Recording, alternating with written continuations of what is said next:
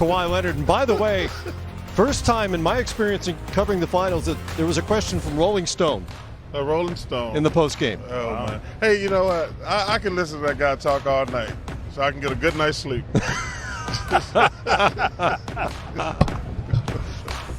Back from...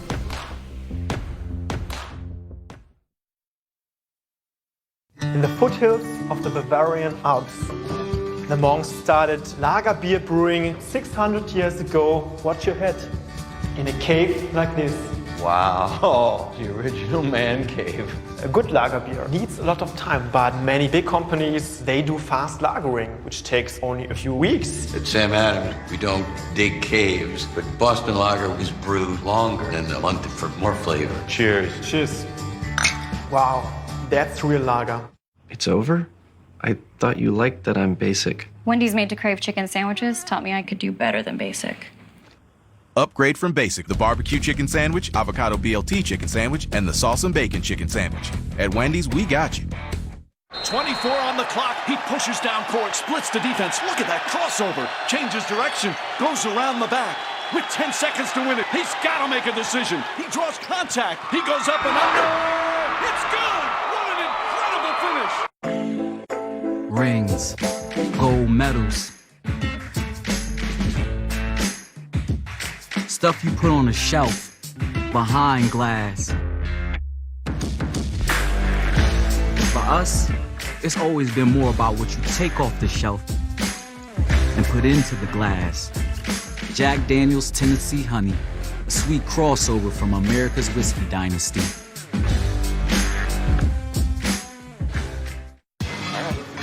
Look, isn't that Frank Thomas? Oh, the big hurt. More like the big hunk. Yeah. Wow, Frank Thomas. Hi, how's it going? Good. You look like you could still be playing. That's what I said. Well, I am feeling stronger and leaner. So, Frank, what's your secret? I discovered Nugenics. I wish my husband did. It's easy. Just send a text. If you're a guy over 40, text 42424 and enter the word SHINE. Get a complimentary bottle of award-winning Nugenics, the #1 selling free testosterone booster at GNC. Nugenics is a unique man-boosting formula powered by Testofen, a patented key ingredient clinically researched to help boost your free testosterone levels, to help you feel stronger, leaner, with more energy and drive, more passion, too. Here, try a bottle. And trust me, she'll like it, too. Text 42424 and enter SHINE to get a complimentary bottle of Nugenics. Samples are not available in stores, so text 42424 and enter SHINE. The starters, we're going to bring it to you during the playoffs. The drama, the intrigue. We break down every series. Be a part of it. We love the fan participation. Check out the starters. Presented by Jack Daniel's Old No. 7 and Tennessee Honey. Tomorrow at 6:30 p.m. Eastern on NBA TV.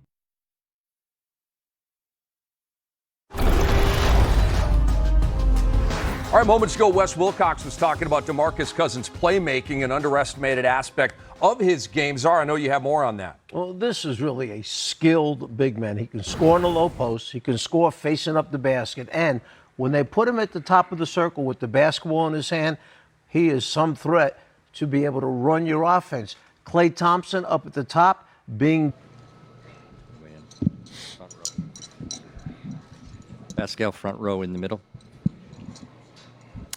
Melissa Hernandez here from After London. Pascal, how does it feel to have the entire continent supporting you, especially being the first Cameroon player and in the NBA Finals? I think it's amazing. It just shows the growth of the continent, Cameroon, and just basketball in Africa in general, and kind of being at this stage and representing the continent is amazing, man. I feel blessed, and I just want the game to continue to grow in Africa and for kids to see this, and hopefully it inspires them. Thank you. Left side, midway back. Louis Satzman, Raptors Republic. Pascal, the last few rounds there was incredible length on the floor on you and as help defenders. Did it feel like there was more breathing room in the paint for you tonight? I don't know. I'm not really able to tell, but I think for me it's just in transition. Kind of running and whatever basket I can get, easy baskets at the rim, I try to do that. So yeah, to answer your question, I don't really know like if was a difference. But for me, it was just, taking whatever the defense gives me. Left side, Rash. Pascal Arash Medeni with Sportsnet. Warriors come in. They've been through the finals before. There were some people wondering how would the Raptors handle the stage? How would they handle the moment? How do you think you guys responded tonight? I think we did, pretty good job at home. I mean, the fans was amazing, man. I just want to say that from coming out, for warm up to the end of the game, just the support and going crazy. I never seen anything like that. Just happy to be a part of it. And I think for us, we just, we know the team we're playing. We're playing an amazing team.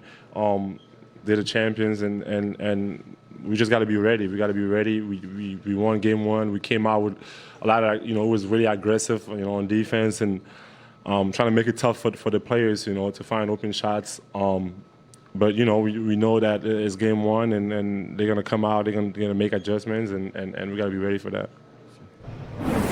Pascal Siakam's 32 points were the most in a finals debut since Kevin Durant back in 2012 with Oklahoma City. He didn't take up basketball until he was 16 years of age, and he talks sometimes about how he's still learning the game, learning the nuances of the game. It looked like he figured it out tonight. What impressed you most about his finals debut? I thought after struggling a bit in that last series, early on in the game, they left him wide open, and he didn't settle. He was still attacking, getting into the paint, being aggressive, seeing that ball go through the basket, or I think getting confidence. And then later on, as the game went on, now he starts knocking down the three-point shot. He's not settling. He's attacking, getting into the paint. He doesn't have Brook Lopez in there guarding, who's 7 feet. Right. So now he's able to see the ball go through the basket, and then now you knock down a couple shots. The confidence was high, but his energy was fantastic tonight.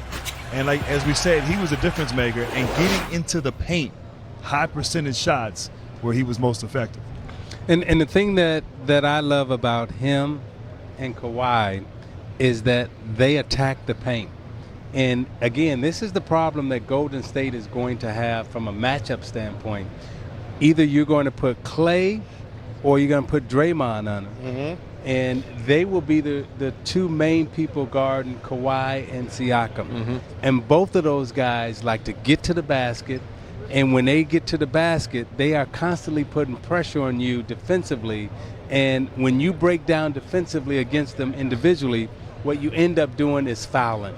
And when one of those guys go off the court, if Draymond or Clay gets in foul trouble, if they're not double teaming, then it's going to be a long night for Golden State defensively trying to keep up with this Toronto attack. And also, the reporter asked a question about, there was this thing, the Warriors have been here a lot, and it's like you guys' first time. I think it would be different if they started in Oakland. When you play a home game, you don't feel the type pressure, especially young guys, because you see all your family and friends and everybody patting you on the back, telling you how much they like you and love you.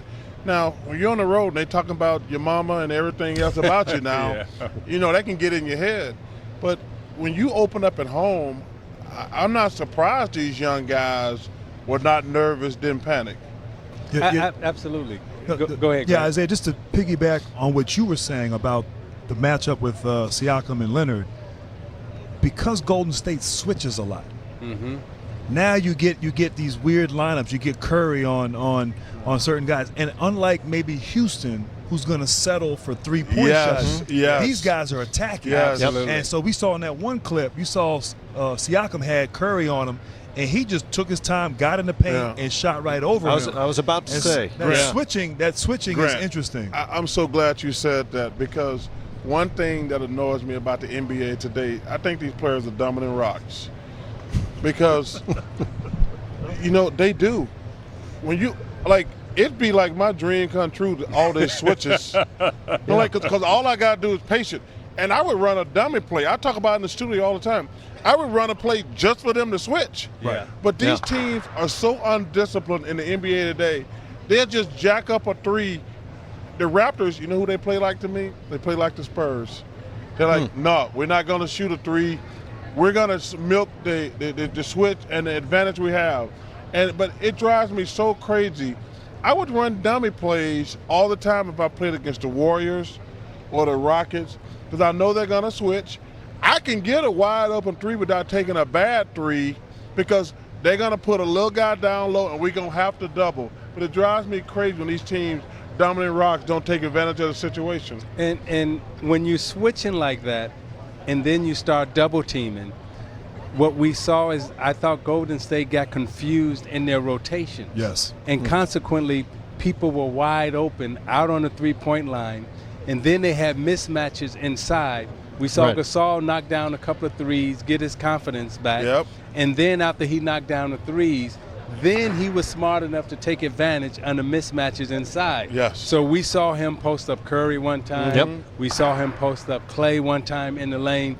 I mean, I thought what Toronto did tonight offensively in terms of reading and taking advantage of the mismatches that Golden State presented was brilliant. I think they attacked the mismatches better than I've seen in the postseason at any point. They got a this name for those, postseason. Matt. They call them good teams. Good teams. Good teams do that. Good teams make adjustments. No, bad teams just jack it up. Let's go back inside, and who's up next? Kawhi Leonard. He's up next. He's up 1-0. Being denied by Danny Green, so he's going to walk into his chest and then run a backdoor cut to the basket. Well, the only problem is, do you have a big man that can deliver the pass at the right time? Well, watch the big man Cousins put it on the floor perfectly for a score.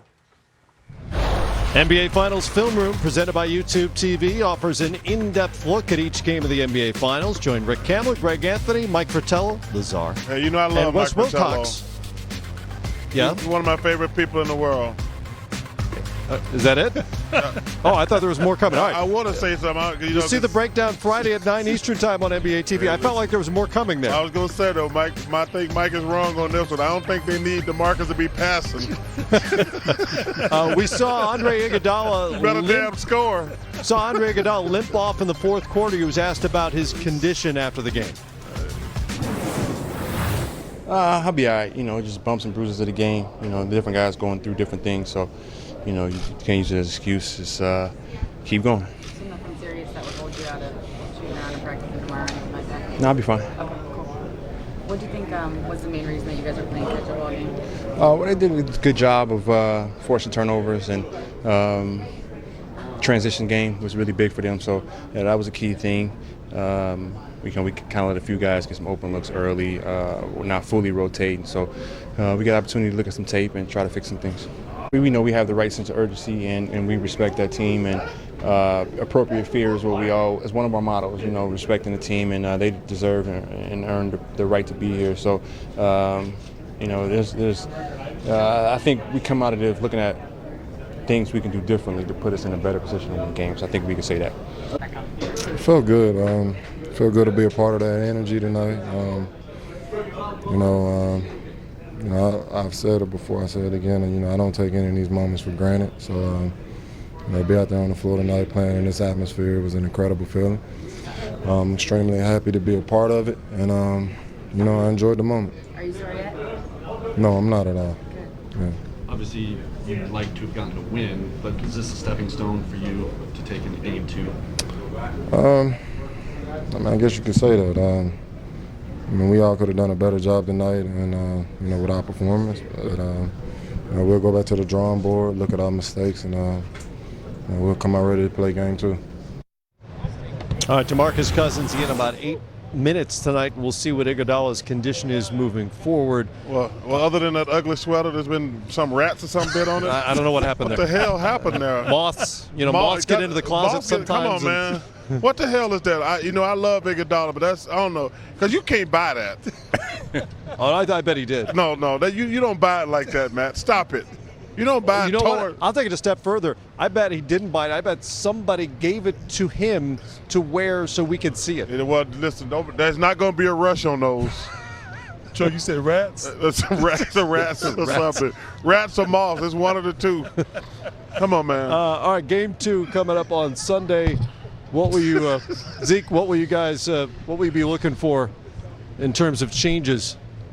Well, I'm not sure if Golden State will will figure out what to do with Toronto in terms of Kawhi and also Siakam.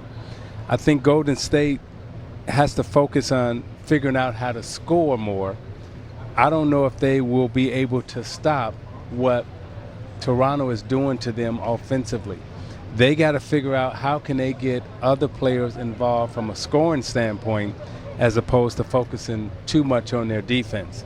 I mean, when you look at Steph and Clay, they got to find that third, fourth reliable scorer in this game, because if they don't, Toronto's going to win game 2 again. Well, maybe they could do a little better defensively if they cut down on the transition points, as they've talked about, the fast break stuff, because Toronto shot 56 or 50, almost 51% tonight. Well, you're going to listen.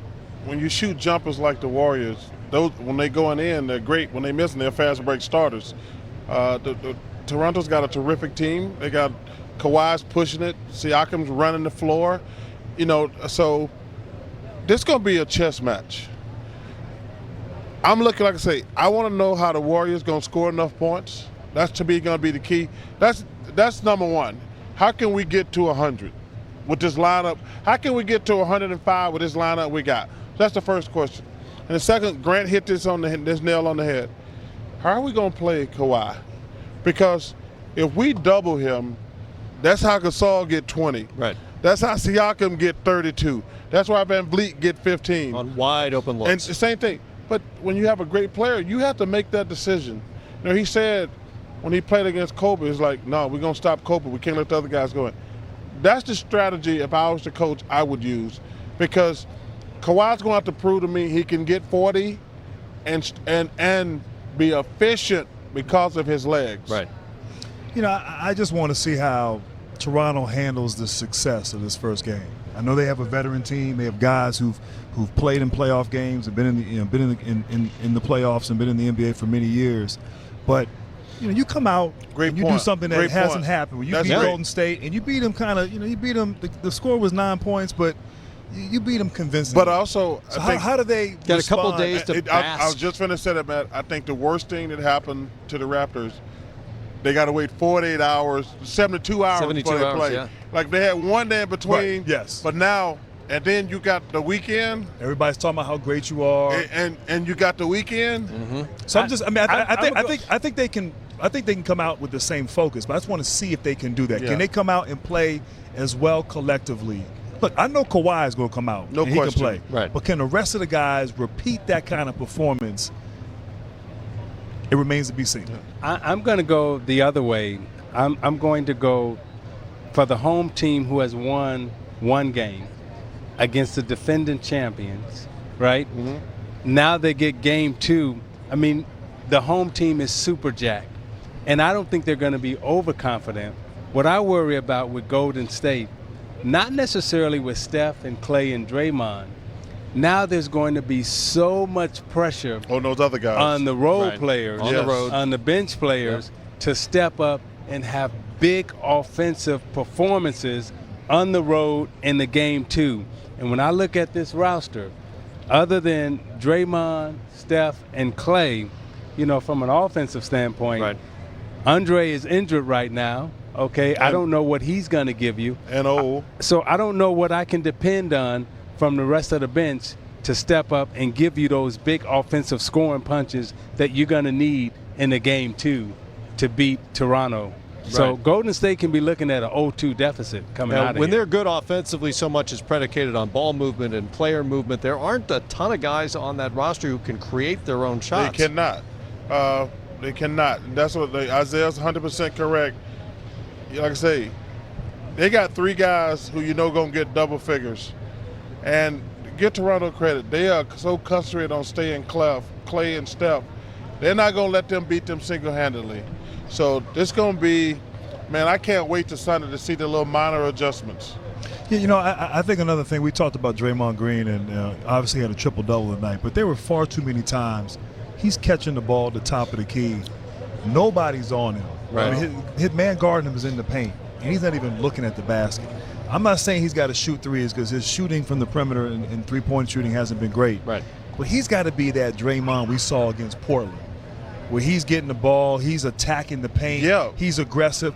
I didn't see that tonight because he's the only one that I think can maybe elevate his play offensively. I'm not saying he's going to score 25, 30 points, but I'm saying he has to have one of those type of performances where he just dominates the game. He set the tone in that Portland series. Yeah. Pushing pace and the Raptors ain't gonna let them push it like that. No. Plus they weren't missing very much. No, but I'm saying, like Isaiah said it, the Toronto control the pace. Mm-hmm. They control the pace. You're not gonna get with the Trailblazers, and we just gonna try to outscore you 115, 110. The Raptors they're not gonna let him get the rebound and push it every time. But they couldn't get the because just Toronto kept scoring. I mean, shooting the ball 50. If their defense is better, but I'm saying then they can at least get out in transition. Between Siakam and Leonard, they got guys who can play Draymond. No, I agree. And Matt, you agreed tonight too. Thank you. You were excellent. But the other thing, so Toronto shoots 50% from the field, and more importantly, they get to the line 32 times. Yeah. So when you get to the line 32 times and you're shooting 50% from the field, what that allows you to do is take away Golden State's most important weapon, and that's transition. Mm-hmm. Because now when I'm scoring and I'm getting to the foul line, guess what I get to do? I get to set my defense, and you got to play 5-on-5. And if you don't have any advantages during the course of the game, then Toronto's going to beat you. Yeah. So they get to the line 32 times. They shoot 50% from the field. I don't care what Golden State does. They're not going to beat this team if that trend continues. You know, it's been an honor and a privilege to work with you, Isaiah. I mean, I used to watch you when I was a little kid, and, man, you were awesome. I watched you at Indiana. I watched you with the Pistons. It's been an honor and privilege to watch you. Are you work quitting? With you. Are you leaving us? I just want to say thank you. We got a couple of days off. I don't know what's going to happen between now and Sunday. Some bad stuff can happen up here. Just making sure. I thought you were about to make an announcement or something. No. Hey, I got 48 hours in Canada. You'll be back with us on Sunday. You're looking for some of them honey buns. I damn sure hope so. I'm hoping I got 48 hours up in Canada. You know anything can happen. You can hang out there between now and Sunday. All you got to do is walk around. You'll have fun. You don't have to do anything but walk around and breathe. Jared Greenberg and Dennis Scott are up next to continue the post-game coverage as the party continues outside Toronto, where it's Raptors 1, Warriors 0.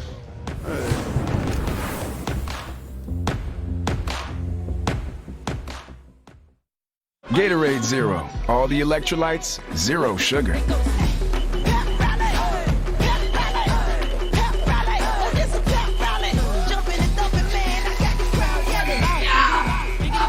Get more out of zero.